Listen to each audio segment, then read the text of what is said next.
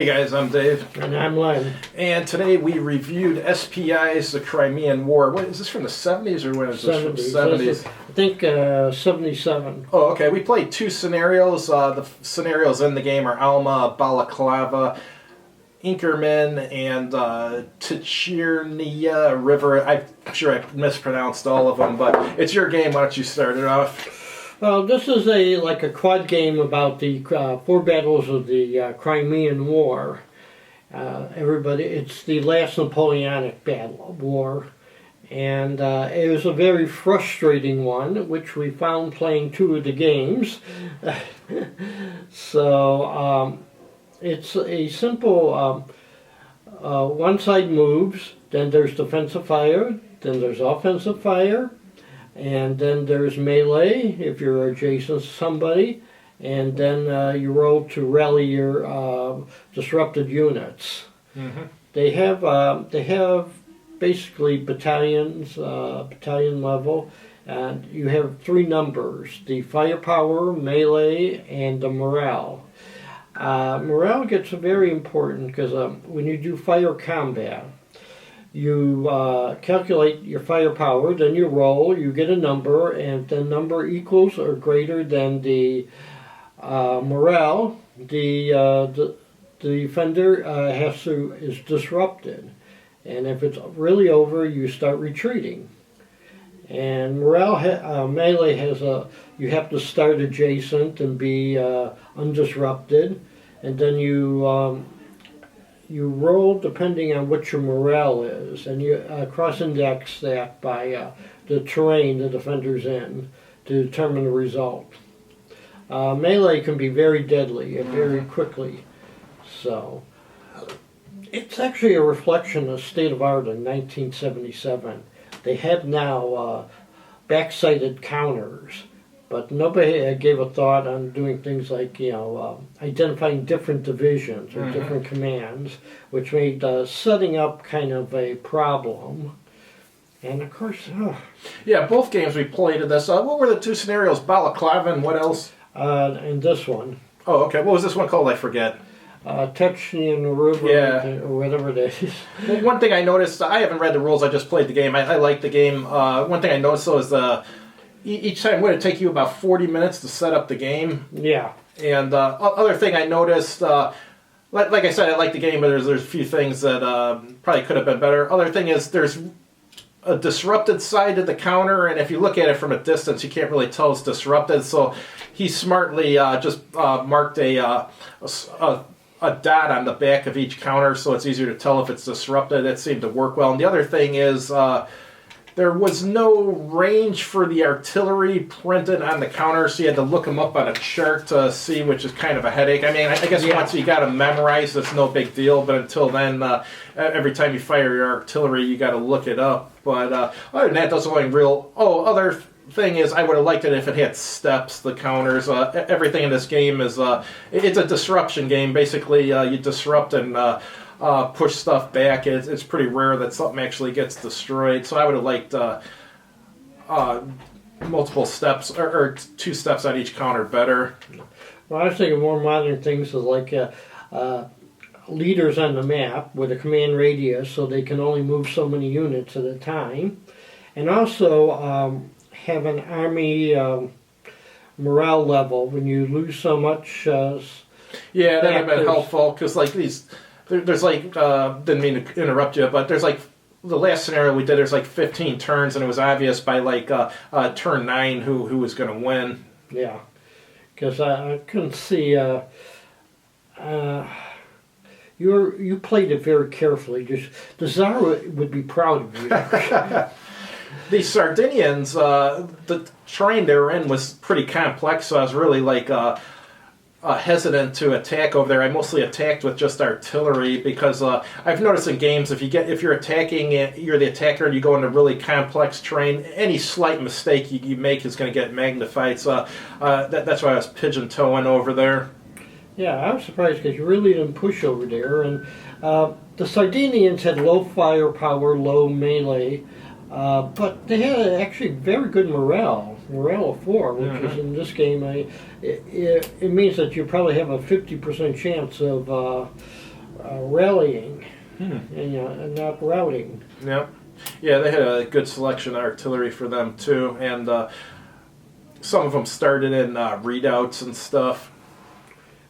Yeah, because I kept on seeing all these Russians. The French had good individual units, but the problem was they were the force was spread out all over the map. So I could only focus on certain. I finally got control of the center of the map, but that didn't help me in other areas. Yeah, the Russians definitely took the right side of the map, or Russian right side, that is. On the left, they were just held off by the Crimeans, and in the center, they kept trying to take this one space, which is a big victory point space, and they'd take it, and then the French would throw them out. They'd take it again, the French would throw them out, and then after a while, the French had beat on the Russians enough in the center where it didn't look like they were going to take that center space again.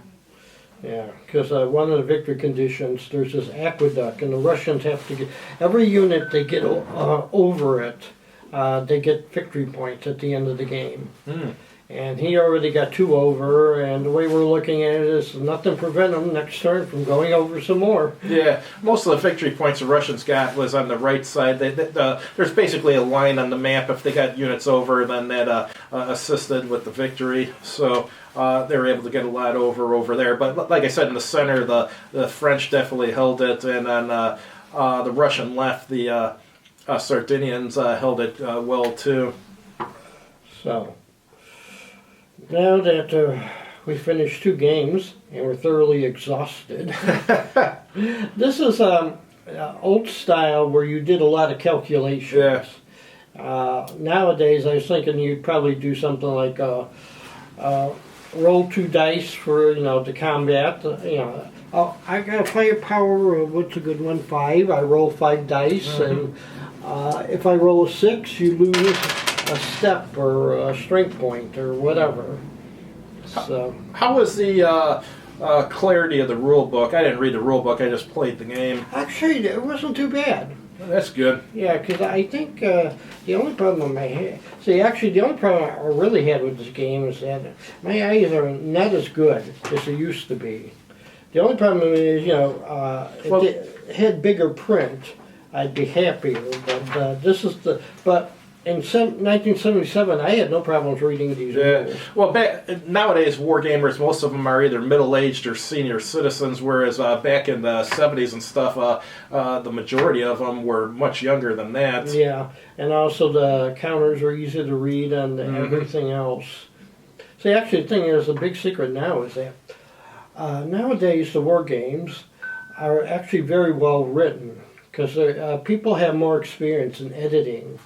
And so I rarely have any problems with a game nowadays, a more modern game. That's good. So, and they seem to have gotten a little better here. Because one thing I noticed that all the credits go to people I mostly never heard of. Maybe they're good at play testing the rules. Yeah, developer is usually like the editor. Yeah, game design, Steve Ross. Development, Steve Ross. Okay. It's like, I think that's practically the only thing he ever did at SPI. Because when did they TSR buy them? I'm not sure. That was the time when TSR took control of Strategy and Tactics magazine, right? Yeah. Yeah, I can't remember. All I remember is people complaining that they had a lifetime subscription to Strategy and Tactics, and they were told that their lifetime subscription no longer applies and they'll have to buy a new subscription or something like that. I remember hearing that. Actually, I think that happened a few times when Strategy and Tactics got sold. Well, I don't know if... I think after TSR bought it, nobody was allowed to have a lifetime. Oh, so those were the last of them? Oh, okay. Yeah. Who bought them before TSR then? Okay. They were SPI in New York with Jim Dunnigan and everything. TSR bought them, then quickly closed the loan. I mean, can you believe it? The country bumpkins outsmarted the city slickers. They didn't put into agreement about, what time they should give them time to pay back the loan or something. And, Interesting. I think Keith Poulter bought it next, and then the Present Decision Games. So Interesting. So what do you think this goes for on the used market now? I haven't looked it up. What is this, about $25-$30 on the used market usually? yeah, because I got it for like $20. Yeah, it's not bad. It's definitely worth the $20 Yeah. you paid, especially since there's 4 scenarios in it, which are basically 4 different games.